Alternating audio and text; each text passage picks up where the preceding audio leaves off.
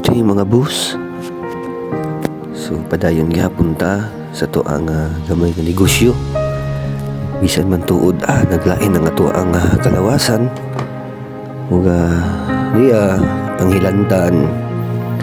Padayon gyapon ta sa kayod. Dili pwede nga magsigil na naghigda. Kinapatay gyatubang datahan o obligasyon. So niyata sa tuang sesyon karon challenge sa gyapon sa kinabuhi bisan tuod lisod pero dayon lang gyapon laban lang, dili tanan butang makuha nimo sa sayon nga pamaagi, tanang butang lisod.